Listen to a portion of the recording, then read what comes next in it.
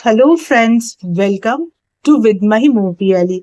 আজ বছরের প্রথম দিন, তাই সবাইকে সবার আগে জানাই happy and prosperous new year 2026। নতুন বছর আপনাদের সবার জন্য খুব শুভ হোক। আজকাল আমরা নতুন বছরকে ওয়েলকাম করার সময় একটা জিনিস দেখি যে সবাই 31st নাইটে পার্টি মুডে থাকে, কিন্তু এক সময় আমাদের বাড়ির গুরুজনরা তারা কি করতেন, তারা কিন্তু নতুন বছরকে এভাবে পার্টি মুডে ওয়েলকাম করতেন না, বা মাঝরাত্রে হয়তো করতেনই না, করতেন পরের দিন সকালবেলা। কিভাবে?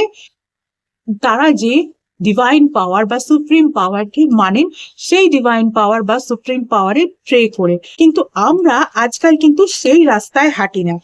আমাদের ওয়েলকাম করার বিষয়টা হয়ে গিয়েছে কি পার্টি মুড। কিন্তু আমরা যদি এই একটা সময় যখন রাত 12টা বাজছে, নতুন বছর শুরু হচ্ছে, একটা বছর চলে গিয়ে আরেকটা বছরের শুরুয়াত হচ্ছে, সেই সময় একটু যদি নিজেদেরকে পার্টি মুড থেকে সরিয়ে রেখে আমরা যে ডিভাইন পাওয়ারকে মানি, সেই ডিভাইন পাওয়ারের কাছে প্রার্থনা করি যাতে আমাদের গোটা বছরটা ভীষণ ভালোভাবে কাটে, তাহলে ক্ষতি কি, তাই না? কিন্তু আমি একদম শিওর আপনারা অনেকেই এই কাজটা করেননি, ভুলে গেছেন। কোনো ব্যাপার নেই, এখনো কিন্তু বছরের প্রথম দিনটা শেষ হয়ে যায়নি। তাই যখন আপনার সুবিধে হবে, আজ আপনি যে ডিভাইন পাওয়ারকে মানেন তার কাছে গিয়ে প্রে করুন যাতে গোটা বছর আপনার জন্য ভীষণ শুভ হয়।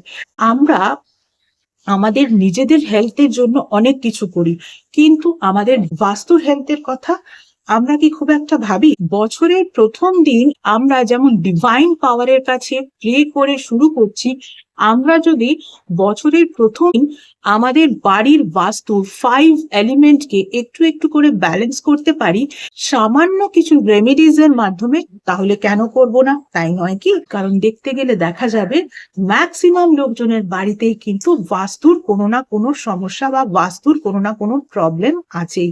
কি করতে হবে? আমরা আমাদের বাড়িতে নর্থ সাইডে একটা ছোট্ট কলসে বা ছোট্ট ঘটের মধ্যে একটু জল রাখবো আমাদের বাস্তুর ওয়াটার এলিমেন্টকে ব্যালেন্স করার জন্য।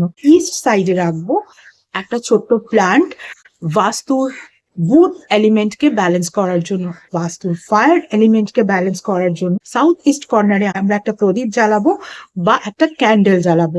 বাড়ির ওয়েস্ট সাইডে একটা মেটালের জিনিস রাখবো বাস্তুর মেটাল এলিমেন্টকে ব্যালেন্স করার জন্য। সেই মেটালের জিনিসটা যে কোনো কিছু হতে পারে, একটা ছোট্ট নতুন সেফটি পিন হলেও চলবে।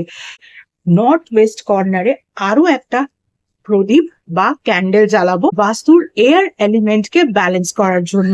তারপরে আমরা আমাদের বাড়ির ওয়েস্ট সাইডে এবং সেন্টারে একটু ঘন্টাধ্বনি করব স্পেস এলিমেন্টকে ব্যালেন্স করার জন্য। তাহলে রেমেডি গুলো খুব ইজিলি করা যাবে, তাই না? এত ইজি রেমেডির মাধ্যমে আমরা যদি আমাদের বাড়ির বা আমাদের বাস্তুর হেলথকে ঠিক রাখতে পারি, তাহলে এই রেমেডি গুলো তো করাই যায়, তাই নয় কি?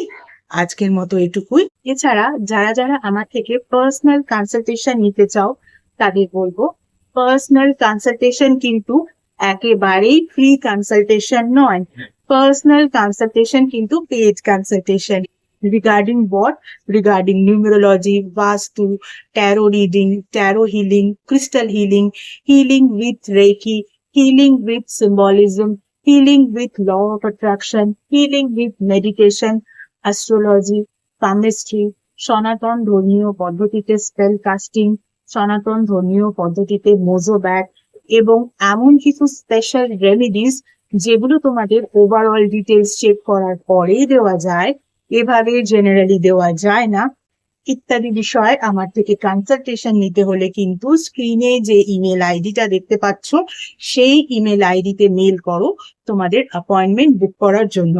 তোমাদের অ্যাপয়েন্টমেন্ট একবার বুক করা হয়ে গেলে তখন কিন্তু তোমাদের টাইম স্লট প্রোভাইড করে দেওয়া হবে, কল নাম্বারও প্রোভাইড করে দেওয়া হবে। যেই টাইম স্লট ওয়াইজ সেই নাম্বারে কিন্তু তোমাদের কল করে নিতে হবে। গত 1 বছর ধরে তোমরা যেভাবে আমার ফেসবুক পেজটাকে লাইক, ফলো, শেয়ার করেছো, আমার পেজে তোমাদের বন্ধুদেরকে ইনভাইট করে নিয়েছো, তাদের বন্ধুদেরকেও ইনভাইট করে নিতে বলেছো, ঠিক একই রকম ভাবে আমার ইউটিউব চ্যানেলটাকেও কিন্তু সাবস্ক্রাইব করতে হবে। পাশে থাকা বেল আইকনটাকে ক্লিক করতে হবে এবং তোমাদের বন্ধুদেরও বলতে হবে তারাও যেন আমার ইউটিউব চ্যানেলটাকে সাবস্ক্রাইব করে নেয়। আজকের মতো এটুকুই, আবার অন্য কোনো ভিডিওতে নিশ্চয়ই তোমাদের সঙ্গে দেখা হবে। Tata, thank you so much.